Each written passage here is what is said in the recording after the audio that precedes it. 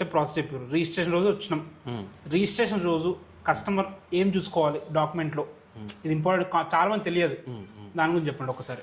Customer ఇప్పుడు registration చేసుకునే ముందు మీకు ఒకటి డ్రాఫ్ట్ అనేది ప్రిపేర్ అయి ఉంటుంది కదా, ఓకే. ఆ డ్రాఫ్ట్లో ముందు చెక్ చేసుకోవాలి.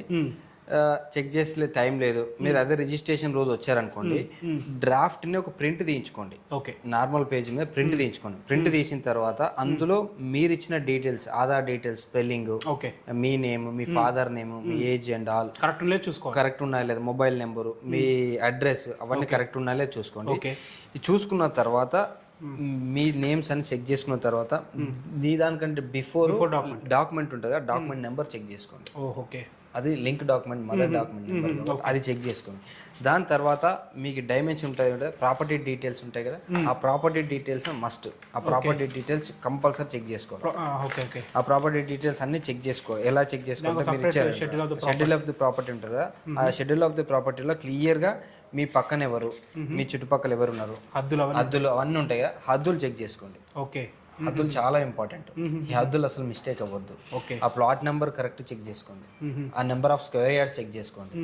దాని తర్వాత మీరు పేమెంట్స్ ఉంటాయి కదా, మీరు ఏదైతే గవర్నమెంట్ వాల్యూ ఉంటుందో ఆ గవర్నమెంట్ వాల్యూ ప్రకారము ఇందులో మెన్షన్ చేయించుకోండి. డాక్యుమెంట్లో మెన్షన్ చేయించుకోండి. అంటే అది చెక్ ఇవ్వాలా లేకపోతే క్యాష్ ఇస్తే బెటరా, మోడ్ ఆఫ్ పేమెంట్ ఏం చేస్తే బెటర్? అది ఆన్లైన్ ట్రాన్స్ఫర్ చేసినా బెటర్, లేకపోతే చెక్ ఇచ్చినా బెటరే. ఆ చెక్ ఇస్తే చెక్ క్యాష్ ఇవ్వడం కంటే ఇది బెటర్. గవర్నమెంట్ వాల్యూ 100% ఇవ్వాలి, బెటర్ కాదు 100%. క్యాష్ ఇవ్వకపోతే మీరు క్యాష్ ఇవ్వకుండా ఇందులో మెన్షన్ చేయించండి క్లియర్ గా. లీగల్ గా స్ట్రాంగ్ ఉంటుంది. ఎందుకంటే మీరు చెక్ త్రూ ఇచ్చినారా, ఆన్లైన్ ట్రాన్సాక్షన్ యూటీఆర్ నెంబర్ వేయచ్చు.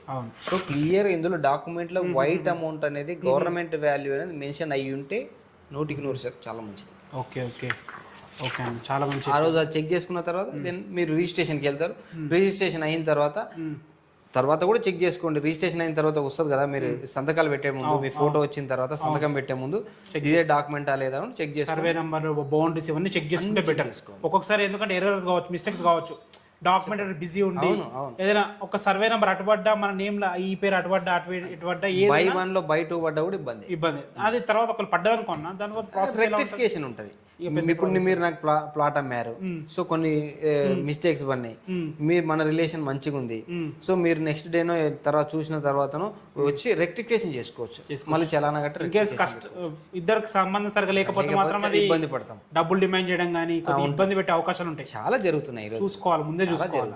అగ్రిమెంట్ ఆఫ్ సేల్ కంపల్సరీ చేసుకోవాల్సిందా లేకపోతే అవసరం లేదా? అగ్రిమెంట్ ఆఫ్ సేల్స్ కంపల్సరీ చేసుకోవాలి. ఎందుకంటే 25% మీరు చేసారు అనుకోండి, మళ్ళీ అక్కడ ప్లేట్ ఫ్రై ఇస్తే మన దగ్గర ఎలాంటి అవకాశం ఉండదు. అంతే కదా, 10,000 5,000 కాదు కదా నువ్వు ఇచ్చింది.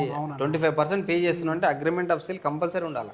అగ్రిమెంట్ ఆఫ్ సేల్ లో మీరు టర్మ్స్ అండ్ కండిషన్స్ ఏవైతే మాట్లాడుకున్నా అవి కంపల్సరీ ఆన్ పేపర్ ఉండాలి, ఓరల్ ఉండొద్దు, ఆన్ పేపర్ మీద ఉండాలి. ఎదుటి పర్సన్ ఎంత నమ్మకమైన వ్యక్తి అయినా సరే కానీ ఇది కంపల్సరీ స్టెప్. ఫ్రెండే కదా, మన రిలేటివే కదా, ఇలాంటివి చూసుకోవద్దు, కంపల్సరీ చేసుకోవాలంటారు. సొంత అన్న తమ్ముడు అయినా చేసుకోవాల్సిందే. కొంతమంది ఇక్కడ తప్పు చేస్తారన్న, అవసరం లేదు ఓరల్ గా మాట్లాడుకున్నాం కదా, మాట ఎక్కడ పోతుంది అని కాదు. 110% ఇందులో ఓరల్ గా మాట్లాడుకున్నది ఆన్ పేపర్ మీద ఉంటేనే. ఎందుకంటే అన్న ఈ రోజు బాగున్నాం, రేపు ఏమైతే తెలియదు. మీ ఫ్యామిలీ మెంబర్స్ నాకు ఫేవర్ ఉండాలి కదా, మేము అమ్మలే మాకు అసలు అవసరం లేదు తెలియదు అంటే ఏం చేస్తాం. సో చాలా ఇంపార్టెంట్ అది. ఇంకోటి అన్న, ఇప్పుడు ఎన్ఆర్ఐ కస్టమర్ ఉంటాడు, ఓకేనా, అక్కడ నుంచి ప్లాట్ కొనాలి.